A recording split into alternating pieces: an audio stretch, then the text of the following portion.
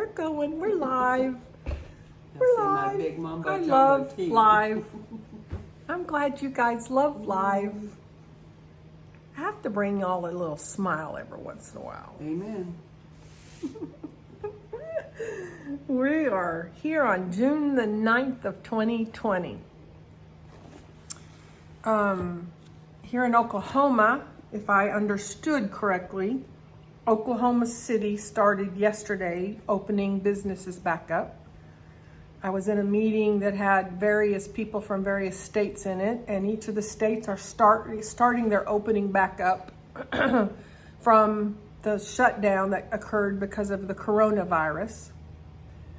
So 2020, the first 6 months of 2020 has been different. I think we would all agree. It's been different. I don't think there was many of us. In fact, I don't know of anybody that recognized the preparation of the Lord for what took place starting in 2020 with this virus that's going around. So I know he was speaking to us, but I for one, didn't recognize it to the point that I had myself prepared for a virus. So here we are, June the 9th of 2020, 1 Kings chapter 5 and chapter 6. And we are studying the life of Solomon, the wisest man who's ever walked the face of the earth, the richest man who's ever walked the face of the earth, outside of Jesus, of course. And we're getting to read the anticipation of the building of the first temple. And it so correlates. It so correlates to where we're at in the world right now, opening things back up. Peace and love. Yes, Mom, I'm so glad you're remembering. You know, a while back, God told me that every time I heard the word virus, I was to say the word out loud, peace. Every time I heard the word virus, I was to say the word out loud, love. Every time I heard the word riot or protest, I was to say the word love out loud, because our words creates our environment. So thank you, Mom, for remembering. Good morning, Debbie. Mom, you were the first one on this morning. Hi, Debbie. So good to have you. There's Regina. Be sure and like Elizabeth Inman public page on Facebook, if you would, please. That's how we can share this morning Bible study, how we can share the good news. I mean, I want everybody to experience the excitement of the building of this temple. I want everybody to share in some excitement that things are opening back up, because the tendency is, because with things opening back up, and they have not, to my knowledge, we don't have a tested true vaccine for this virus. We don't have a cure for this virus. We know a lot more today than we knew 6 months ago. And so the potential is out there for there to be a lot of fear in that, ooh, what's it going to look like if I have to go back to work? Oh man, I got comfortable working at home. I don't want to go back to work. What if I go back to work and I get the virus? What if there's more people out and about now and I go to the grocery store and I get the virus? I mean, that's the tendency. I want to create a sense of excitement that we have something new in front of us. This temple was something brand spanking new. Solomon grew up with his father, David, wanting and desiring and actually taking steps to build this temple. But David didn't get to see that come to fruition in his life. But Solomon is, and we're reading about it. So the excitement, and then I for some reason this year, more so than in past years, I read the physical side of this historical text. I can step into the spiritual side and I read about the outer court and the inner court and the Holy of Holies. And I'm forever changed with that. I know that I have an outer court, I have an inner court, and deep inside of my heart is the Holy of Holies, where the Holy Spirit lives inside of me. I know that my physical body, okay, let me say it this way. I know that this temple being built is the type and shadow of my physical body that is the temple of the Spirit of the Most High God. And the Spirit of my God, my Father, lives and resides in the Holy of Holies inside of my heart.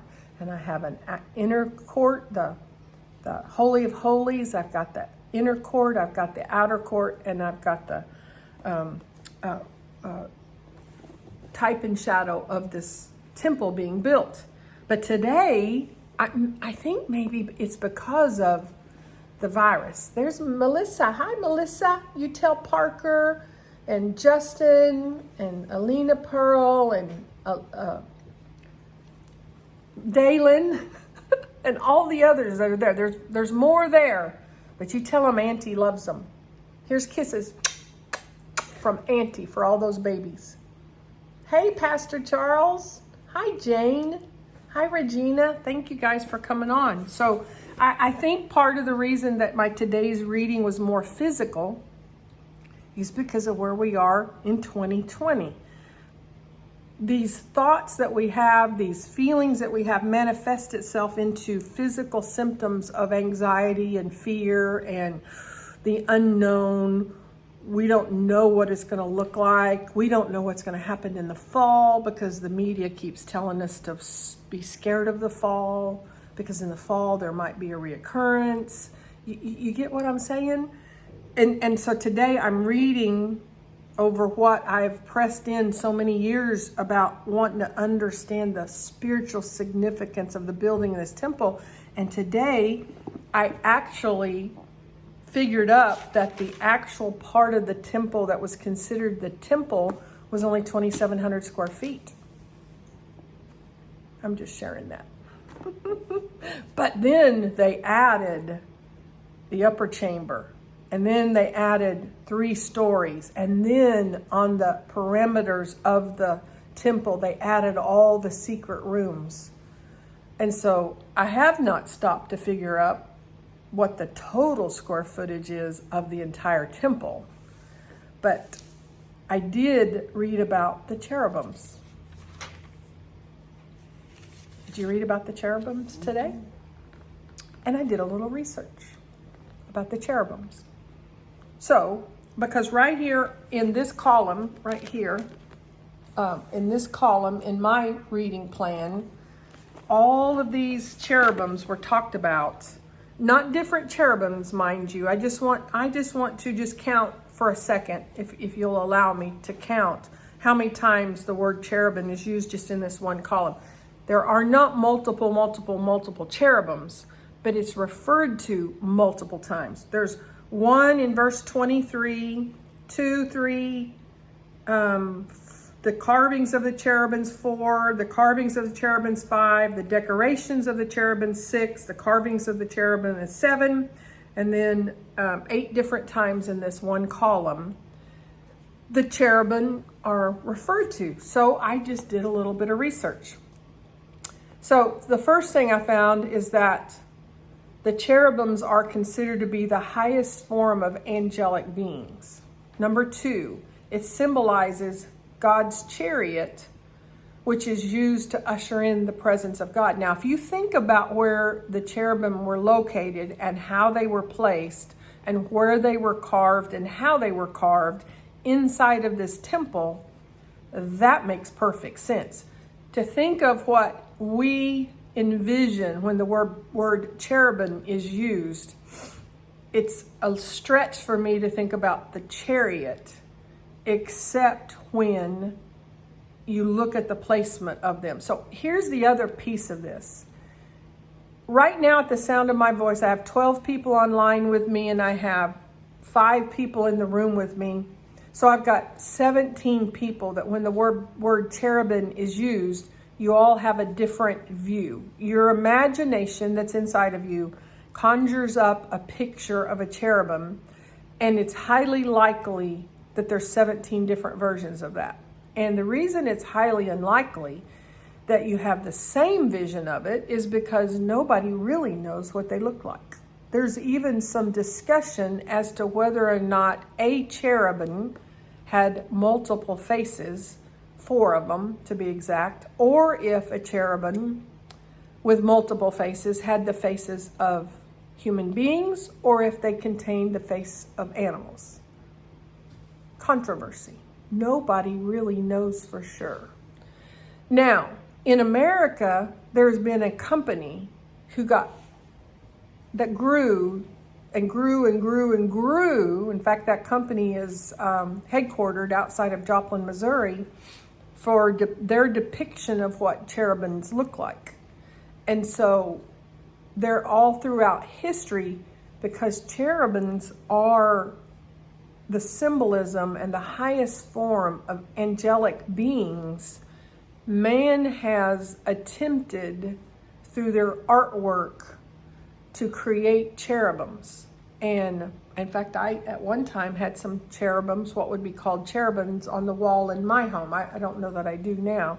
But so because of that, we do all of a sudden conjure up an image when the word cherubim is used. But number 2 symbolizes God's chariot because it ushered in the presence of God. And that's due to the placement. So read in today's reading why that makes sense. Because the placement of 2 of those, definitely you can see that it's ushering in God's presence. Number 3, that 2 cherubim were placed as guards at the gate of the Garden of Eden that was meant to keep man out of the Garden of Eden. Number 4, on the mercy seat in the temple. God promised to meet his people there. So 2 cherubim were placed on the mercy seat. And that mercy seat is where God promised to meet his people there. Number 5, interwoven into the veil. Do you know I'd missed that? I guess that's one of those details I just read over every year. But images of the cherubim were interwoven into the veil. Number 6, carved cherubims next to the ark. So not only were they on the mercy seat, but they were also carved next to the Ark of the Covenant. And number 7, 2 Samuel 22:11 speaks of the Lord riding on a cherubim. Once again, that ushering in.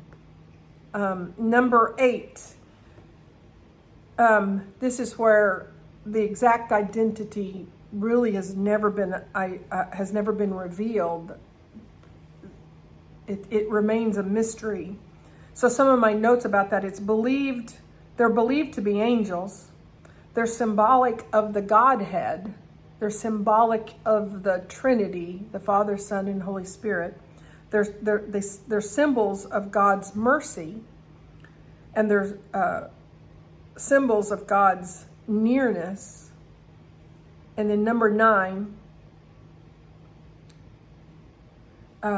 I've already mentioned what number 9 is, and that is there's some controversy over whether or not it's the face of a human, the face of an angel, or an animal's face on the cherubims.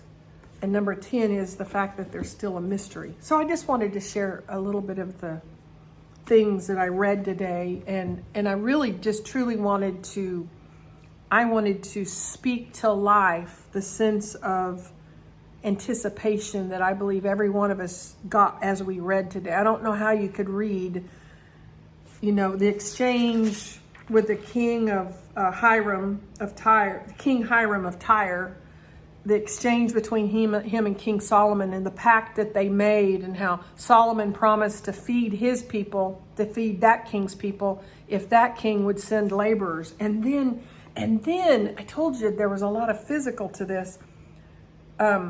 Solomon sent 100,000 bushels of wheat for his household and 110 gallons of pure olive oil. What kind of labor did it take to come up with 110,000 gallons of olive oil? I digress. Let me move forward. And so in its place then, he sent to King Solomon 30,000 men, and he used 10,000 of them every month in shifts. 30,000 men to build this temple, and it took them 7 years. Wow. So anyway, back to the anticipation. The anticipation of, oh, this is going to be huge. David so longed to build the temple, and God told him no, and told Solomon, you will build my temple. And then the detail and the majesty and the royalty and the glory that is revealed through this temple, and the details of this temple just creates this sense of anticipation of, oh, something good is getting ready to happen. And I'm speaking that into life, into America today, into the world today, as this virus thing is raging out there, trying to do what it's doing. Now, we're defeating it. I believe this virus is defeated. I believe we've spoken that, for this virus to dry up and poof, just be gone. But as we open back up and we get back to the lives that we have, there's an anticipation and there's a sense of, the best is yet to come. The best is yet to come. See, we have a choice. I set before you this day life and death, blessings and curses. Choose life, he says. We can choose fear, and we can choose dread, and we can go, oh, I got to go back to work. Or we can choose life and anticipation that, oh, what the enemy meant for evil, God will turn for good every time. We don't want to go back to normal. There's never a going back to normal. What is normal? The normal is how we're living our life today. And then we're moving to the new normal because everything continues to change. It's never meant to be that things stay the same. So it's never meant to be that we go back to a normal. That's impossible. Stop it. Stop even wishing that things would just go back. No. We do what the New Testament reading does today as far as the past is. We use the past to realize things will never be that way again, but those things that are in the past is the foundation for the new normal that we're striving for, that we're reaching for, that things will even be better than they have been. Our new normal will be so much greater. Yeah, and then we have the Psalms. Psalms 127. Unless the Lord builds a house. Unless the Lord builds a house. Is that a coincidence on the same day that we're reading about the building of the temple? That here in this translation, this Bible reading plan, we get to read Psalms 127. Unless the Lord builds a house. What's the true temple? We are the true temple of the Holy Spirit. Unless God builds the house, the work of the builders is wasted. 30,000 workers, labor, would have been wasted had it not been that God built that temple through them. I want him to build his temple through me. Unless the Lord builds a house, the work of the builders is wasted. Unless the Lord protects a city, guarding it with sentries will do no good. Cherubims at the gate will do no good unless the Lord protects a city. It is useless for you to work so hard from early morning until late at night, anxiously working for food to eat, for God gives rest to his loved ones. That will preach for a month. That will preach to me for a month about how hard I've always thought I had to work. And I'm at a brand new place that I'm still working, and I'm still working hard, but it's in my rest that I'm working. It is something.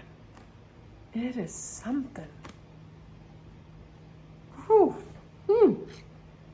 It is useless for you to work so hard from early morning until late at night, anxiously working for food to eat.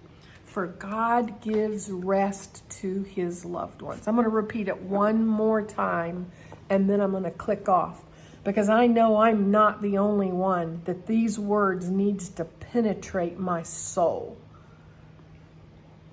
It is useless for you to work so hard from early morning until late at night, anxiously working for food to eat, for God gives rest to his loved ones. I love you.